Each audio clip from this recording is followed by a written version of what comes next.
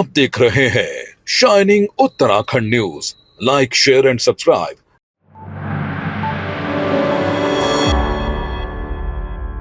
नमस्कार, cross talk में आपका स्वागत है। मैं हूं आशीष तिवारी और आप देख रहे हैं शाइनिंग उत्तराखंड न्यूज। दोस्तों, जब बीते दिनों मैं पहाड़ों पर गया तो वहां के कई विधायकों से मैंने उनके मन की बात को जाना। उन्होंने बताया कि जो पहाड़ की भौगोलिक स्थिति है, वहां के जो गांव हैं काफी दूर दूर बसे हुए हैं। ऐसे में उन्हें एक गांव से दूसरे गांव जाकर वहां के लोगों से मिलना, उनके कार्यक्रमों में शामिल होना एक बड़ी चुनौती होती है। लिहाजा उसकी जो पीड़ा है वो देहरादून जैसे शहर के बेहद अनुभवी यहाँ के विधायक भी हैं, मेयर भी रहे हैं, विनोद चमोली जी वही बातें कही कि अलग अलग मापदंड होना चाहिए जब परिसीमन हो। सर, वही पीड़ा जो पहाड़ के लोगों की है, कुछ वही बातें आपकी बातों में भी झलकता है। क्या है आपका कहना? देखिए, हमको थोड़ा उत्तराखंड को समझना पड़ेगा। और इस समय जो बहस भी चल रही है उत्तराखंड में, जिस तरह का माहौल बना हुआ है, लोग इसको पहाड़ बनाम मैदान करने की कोशिश कर रहे हैं जी। जबकि उत्तराखंड एज ए होल अगर हम देखते हैं तो 13 जिले हमारे उत्तराखंड में बैठ गए हैं। अगर आप थोड़ा पीछे जाएं तो जब हम उत्तर प्रदेश के हिस्सा थे तो हमारे पास एक पर्वतीय विकास मंत्रालय था और हमारा पर्वतीय विकास मंत्री अलग से बनता था। तो उसमें हमारा जो पहाड़ था वो डिफाइन था पहले, जिसको हम हिल मानेंगे जी। और जिस समय मूवमेंट भी चला उत्तराखंड का तो वो मोस्टली उसी एरिया को लेकर चला जो उसके विकास की बात की हम गई। पहाड़ कहते हैं जी। तो जल जंगल जमीन की जहाँ हम बात करते हैं तो वहाँ की जो भौगोलिक परिस्थितियाँ इतनी विषम थी उसके कारण लखनऊ में बैठकर वहाँ के विकास के बारे में चिंतन कर पाना मुश्किल हो रहा था। बिल्कुल। लोग ये महसूस करने लगे कि हमारी एक छोटी यूनिट होनी चाहिए जो कि हमारे विकास की चिंता हमारे आवश्यकताओं को अनुरूप करे और ताकि उसका समग्र विकास उस क्षेत्र का हो सके, वहाँ के लोगों को जीवन सुलभ हो सके। तो उसी में से निकलकर ये उत्तराखंड आंदोलन भी आया और उसकी परिणति भी हुई कि हम उत्तराखंड राज्य बना पाए। आज भी कमोवेश उस तरह की चर्चाएं लगभग होती रहती हैं। अभी हमारी चिंता क्या है कि जिस तरह से आगे परिसीमन का समय आ रहा है, अगर हम जनसंख्या के आधार पर परिसीमन करते हैं तो मैदानी क्षेत्रों में जो जनप्रतिनिधियों की संख्या वो बढ़ने जा रही है जी और पर्वतीय क्षेत्र में कम होने जा रही है। बिल्कुल घट जाएगी। तो अभी जो परिस्थितियां हैं, अगर पर्वतीय क्षेत्र में जनप्रतिनिधियों की संख्या घटती है तो स्थिति और भयावह हो जाएगी क्योंकि बहुत बड़े क्षेत्र में उनकी ना आवाज नीचे आएगी, बहुत बड़े ना क्षेत्र समस्याएं नीचे में आएंगी। बहुत बड़ा क्षेत्र हो जाएगा एक जनप्रतिनिधि के लिए। तो सबके बारे में चिंता कर पाना, सब तक पहुंच पाना, सबके भावनाओं के अनुरूप वहाँ पर डेवलपमेंट कर पाना, ये अपने में एक बड़ी चुनौती खड़ी हो जाएगी। जबकि मैदानी क्षेत्र में अगर हमारे जनप्रतिनिधि बढ़ते हैं तो ये ठीक है, यहाँ पर व्यवस्थाएं ठीक चलेंगी, लेकिन पहाड़ में एक समस्या पैदा नहीं होना हो जाएगी। चाहिए। पहाड़ में समस्या पैदा हो जाएगी। तो मैंने इसीलिए कहा जैसे पूर्वोत्तर राज्यों के लिए है कि वहाँ पर पहाड़ के लिए भी अलग मानक है, भौगोलिक परिस्थितियों के हिसाब से भी बिल्कुल आपका सीमांकन है और शहरी क्षेत्रों में जनसंख्या के हिसाब से सीमांकन होना चाहिए। तो जहाँ शहर में जनसंख्या का मानक होना चाहिए, वहाँ पहाड़ में जो भौगोलिक परिस्थितियाँ हैं उसका मानक होना चाहिए। कुछ न कुछ अगर आप किलोमीटर्स की बात करें कि कितने स्क्वायर किलोमीटर में एक विधानसभा होनी चाहिए, ये भी कुछ ना कुछ डिफाइन होना चाहिए, ये मानक होना चाहिए, तब जाके हम उत्तराखंड के साथ न्याय कर पाएंगे।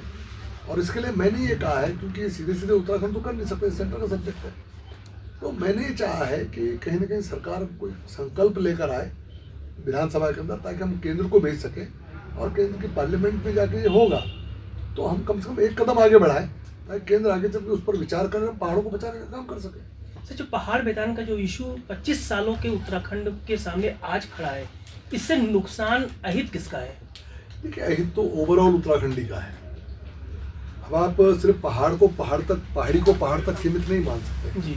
आज अगर आप मैदानी क्षेत्रों की जनसंख्या अगर बढ़ रही है और पहाड़ से पलायन हो रहा है तो पलायन होकर कहाँ जा रहा है वो आदमी? पहाड़ के ही लोग वो मैदान में ही जा रहा है। तो मैंने तो अक्सर ये कहा है कि आपको दृष्टिकोण थोड़ा बदलना पड़ेगा।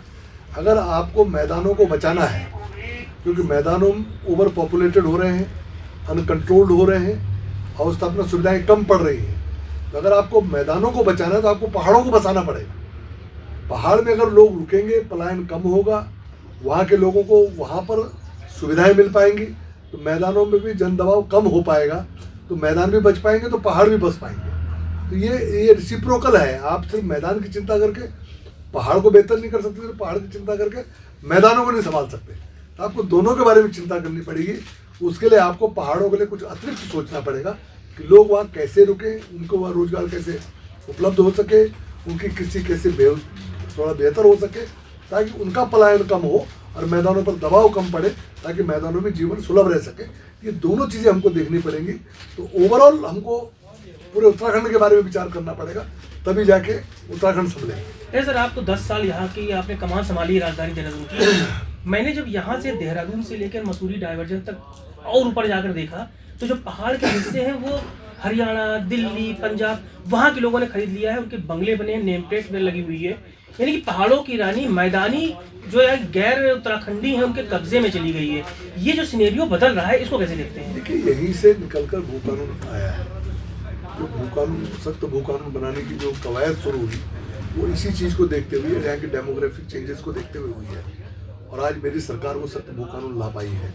अब आप देखेंगे आगे चल के इतना आसान नहीं होगा कि यहाँ पर बाहर से आके लोग बड़े स्केल में ज़मीनें ले पाए, फिर व्यवसाय कर पाए। लेकिन लोग कह रहे थे जमीन बची ही नहीं अब। तो अब ठीक है, लेकिन जो है तो उसको तो संरक्षित बचा करना सकते पड़ेगा। हैं।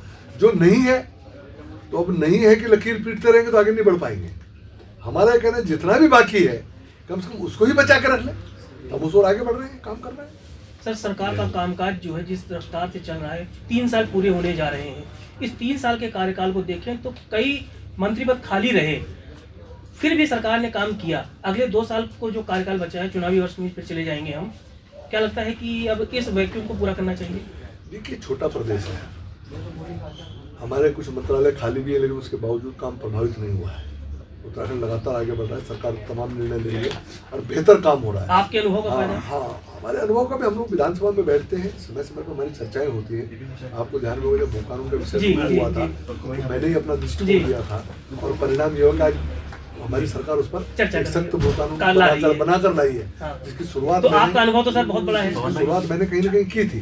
तो ऐसे बहुत सारे इशूज ऐसे हैं जिन पर मैंने पहल की, तो मेरी सरकार ने आगे चल के उस काम को आगे बढ़ाया और उस पर निर्णय हो पाए हैं। तो जो हमारा योगदान हो सकता है अनुभव के आधार पर, जितना संभव है, जो मेरी भूमिका है, हम उसको कर रहे हैं। पार्टी उसका लाभ ले रही है और आगे भी लेगी। तो लेकिन मंत्रालय नहीं भरे गए, भरे जाए तो भी नुकसान नहीं है, लेकिन नहीं भरे गए उसके अनुभवी लोगों को एंट्री मिलनी चाहिए या नहीं? देखिए, वरना समय कम बचेगा फिर सरकार। 2 तरह की चीज़ें हैं। एक तो ये कि जिसको अनुभव है वो बैठे और उसके बाद अपने अनुभव के आधार पर उसको चलाए। एक ये है कि सीट अपना अनुभव करा देती है। हाँ।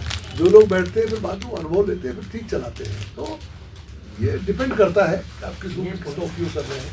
लेकिन कुल मिला के इसके कारण कोई विकास पर या सरकार की नीतियों पर या हमारे कामकाज पर कोई दुष्प्रभाव नहीं आया है। अगर सीटें खाली भी रही तभी उत्तराखंड आगे बढ़ा है। कंप्लीट स्मार्ट सिटी देहरादून लोगों को कब मिलेगी? क्योंकि 10 साल आपने चलाया, 5 साल गामाजी ने चलाया और अब युवा सौरभ है। कंप्लीट कब होगी ये स्मार्ट सिटी? थोड़ा सा लोगों को भी जानकारियाँ पूरी होनी चाहिए। जो स्मार्ट सिटी का प्रोजेक्ट था मात्र 10.5 वार्डों में था, मात्र 10.5 वार्ड जिनमें ये काम हुआ। जी, हम पूरे शहर को स्मार्ट के नाम पर पूरे शहर को देख रहे हैं। जी, उसमें कुछ चीजें जो छूट गई थी आज हम उनको कर रहे हैं। जैसे आड़त बाजार का इशू था, स्मार्ट सिटी टेकअप नहीं कर पाई तो उसको हमने अलग से टेकअप किया। सरकार उस पर काम कर रही है। आड़त बाजार बनता है, वो 2 बोतल लगते, एक चक्रौता रोड था, एक आड़त बाजार था। दोनों का भी जब मैं चेयरमैन था तब मैंने उन कामों को आगे बढ़ाया था। अब जाके वो काम पूरा हो रहा है। चक्रौता रोड में तोड़ के आ गया था, ट्रैफिक कंट्रोल नहीं हो रहा है। और आपका जो आड़त बाजार है वो मैं कर रहा हूँ। ट्रैफिक कंट्रोल करने के लिए भी हम लोगों ने तमाम प्रयास चल रहे हैं। अभी एलिवेटेड रोड का मामला चल रहा है, वो स्मार्ट सिटी का प्रोजेक्ट नहीं है, लेकिन हम लोग कर रहे हैं। मिगदाल और इस्परा पर एलिवेटेड रोड का काम शुरू होने जा रहा है। ऐसे 10-11 चौराहा और हैं जो कि चौड़े होने थे, जिस पर मैंने पहले ब्लूप्रिंट बना के दिया था। अब उस पर चर्चा हो रही है, उसको कैसे चौड़ा किया जाए। इसी तरह से मैंने जो smart city project, smart ISBT का मैंने विधानसभा में बोला इस समय कि ISBT को दोबारा से नए सिरे से बनाना चाहिए, उसको बनना चाहिए। फिर मैंने ये कहा भाई पहाड़ के लिए एक अलग से डिपो जो है ये हर्रावाला साइड में कहीं बने, क्योंकि वहाँ रेलवे स्टेशन जा रहा है। तो पहाड़ के लिए उसको उस तरफ से चलाया जाए, नेरल में वहाँ से उस तरफ, ताकि जो दिल्ली का रूट है वहाँ से चले। ये सारी चीज़ें पाइपलाइन में है। मेट्रो का इशू चल रहा है, ये सब पाइपलाइन में समय के साथ धीरे धीरे करके ये चीज़ें धरातल पर आएंगी तो आप देखेंगे बेहतर होगा। आखिरी सवाल, आज गैरसैंण में नरेंद्र सिंह नेगी जी भी उसी मुद्दे को लेकर सामने आए हैं जो पहाड़ बिगाड़ कर चल रहा है, आज के इस घटनाक्रम को कैसे देखते हैं? क्या नई दिशा में ले जा रही राजनीति देखिए, उत्तराखंड को? उसमें जो मैंने पढ़ा है उसमें सम्मान जी या फिर हाँ, कैसे कुछ बोला, उत्तराखंड के पहाड़ों की सम्मान लेके बोला है। तो मेरा तो ये कहना है कि हम सब लोग उत्तराखंड के लोग हैं और हमारे रहते हुए कोई उत्तराखंड का अपमान नहीं कर सकता। ये घटना से आप इतना ज़्यादा चिंतित नहीं हो लेकिन सकते। हमारी तो हुए लोग सर आहत हैं। निश्चित तौर पर अगर ऐसा नहीं होता इतना बड़ा माहौल नहीं बनता। लेकिन ठीक है, वो अपना काम कर रहे हैं, पटाक्षेप हो जाना चाहिए वो सर। अपना काम कर रहे हैं। लेकिन मेरा ये कहना है कि देखिए, जितना भी कुछ होना था पब्लिक डोमेन में सब आ चुका है, सब विचार आ चुका है, पार्टी ने सब संज्ञान लिया, मेरे मुख्यमंत्री ने बोला, मेरे अध्यक्ष ने बोला। अब हमको थोड़ा सा अब इससे आगे निकल जाना चाहिए और पार्टी को अपना निर्णय लेने देना चाहिए, क्योंकि भविष्य में भी बहुत सारी चीज़ें होने बाकी हैं। टाइमिंग्स होती है कब क्या करना है, तो पार्टी जब पार्टी ने संज्ञान लिया तो पार्टी आगे भी बढ़ेगी। तो थोड़ा सा पार्टी को समय देना चाहिए और आप देखेंगे आने वाले समय में जो जो लोगों की शंकाएं हैं उसका समाधान हो जाएगा और आगे बढ़कर उत्तराखंड को आगे ले जाना। आखिर में सर आप बड़ा नपा तुला बोलते हैं, जितने जनप्रतिनिधि होते हैं क्या उन्हें भी इसी तरह से संयमित होकर नपा तुला और एक मर्यादित भाषा का प्रयोग करना चाहिए? देखिए, स्वाभाविक बात है, हम लोग जनता में थोड़ा आगे बढ़े हुए लोगों में से माने जाते हैं, जनप्रतिनिधि जी, तो आम आदमी से तो आगे ही होगा। तो हम क्या बोल रहे हैं, क्या कर रहे हैं, ये सब जो है आचरण व्यवहार, ये हमारा आचरण है, हमारा व्यवहार, हमारी वाणी है, ये सब लोग उस पर ध्यान देते हैं, उसको उस पर पैनी नज़र भी रखते हैं और हमसे अपेक्षा भी करते हैं कि हमारा व्यवहार अच्छा हो, हमारी वाणी संतुलित हो, हमारा आचरण ठीक हो, हमसे अपेक्षा भी होती है। बिल्कुल हमको अपने स्तर को समझते हुए जो जिम्मेदारी हमारे पास है उस पर व्यवहार करना चाहिए। नुकसान किसका होता है अगर स्लिप ऑफ टंग हो गया या अभद्रता हो गई? देखिए, नुकसान मानवता का है, प्रतिनिधि का नहीं है, मानवता का है। हम एक दूसरे के प्रति क्या भाव रखते हैं, एक दूसरे को किस भाव से देखते हैं, हमको कैसे चलना चाहिए ताकि आने वाले लोग हमसे प्रेरणा ले सके। तो घूम फिर के नुकसान सिर्फ उत्तराखंडी का या पहाड़ के व्यक्ति का है वो नहीं है, नुकसान मानवता का है। आज अगर मान लो किसी व्यक्ति ने कोई गलती कर दी, उस पर हम रिएक्शन कर उससे बड़ी गलती कर रहे हैं, तब मैं तमाम बयान देख रहा हूँ जिनमें बहुत सारी अभद्रताएं मुझे दिखाई पड़ रही हैं, तो वो चाहे रिएक्शन में हो, अभद्र तो अभद्र तो है, उसी दायरे में वो भी आ गई। रिएक्शन में आप रिएक्ट भी करें लेकिन मर्यादित तरीके से करें, लोकतांत्रिक तरीके से उसमें स्पीकर को भी ले लिया गया, वो समझ में आता है, प्रदेश अध्यक्ष को भी ले लिया वो गया, समझ में आता है। लेकिन आप मैंने अभी मेरे बयान में मैंने कहा कि आप सभी को अगर टारगेट कर देंगे तो चलाए, उनकी जिम्मेदारियों को समझते हुए उनके आचरण का आकलन करें। नहीं आहत आप हैं उस तरह की घटना से? मेरे उत्तराखंड में उत्तर पूर्व में चाहिए, मुझे ज्यादा चिंतित कौन आदमी होगा जो उसके लिए जीता मरता है। तो मेरी चिंता है, मैं एक पार्टी का जिम्मेदार कार्यकर्ता हूँ, पार्टी को नुकसान होगा तो मेरा नुकसान है। आपने संबंधित को सलाह दी पहाड़ थोड़ा संयमित रहे। पहाड़ के आदमी के लिए कोई गलत टिप्पणी होगी तो मैं अपमानित हूँ, मुझे आगे ठीक करना है तो मैं चिंतित हूँ। तो मैं ही तो हूँ ना उत्तराखंड, और कौन है? मैं और आप ही तो है उत्तराखंड। तो आप मनुष्य से तो है, हम से तो आगे के लिए सीख देंगे, नसीहत देंगे? मैंने कहा है समय मैंने कहा है कि अब इसको यहाँ पर रोक के और आगे को बढ़ाना चाहिए, क्योंकि इस बहस में उत्तराखंड का नुकसान नहीं होना चाहिए। अपना सम्मान बचाते बचाते हम पता दिया उससे ज्यादा नुकसान कर गए, क्षेत्र का नुकसान कर गए, प्रदेश का नुकसान कर गए, हम मानवता छोड़ गए, तो वो उचित नहीं है। वो आचरण हमारा बना रहना चाहिए। तो मेरा लोगों से क्या अपील करेंगे? लोगों से मेरी यही अपील है कि लोगों का जितना रिएक्शन आना था आ गया, पार्टी ने भी उसका संज्ञान लिया है, पब्लिक डोमेन में भी वो है। अब थोड़ा समय का इंतजार करना चाहिए कि पार्टी आगे क्या निर्णय लेती है। हमसे बात करने के लिए बहुत बहुत शुक्रिया दोस्तों। ये थे क्रॉस टॉक में मुख्यमंत्री जी मेयर रहे हैं, विधायक हैं और बता रहे हैं कि जो आचरण और संस्कार है वो जनप्रतिनिधि का ऐसा हो कि उस पर कोई सवाल ना उठे, क्योंकि उन पर सबकी नज़र होती है। देखना ये होगा कि ये जो नया मसला है ये उत्तराखंड के लिए कितना घातक होगा, क्योंकि चुनाव भी अब 2 साल बाद है, लिहाजा ये मुद्दा विपक्ष जरूर लपकेगा। नई शख्सियत के साथ फिर मिलेंगे। नमस्कार।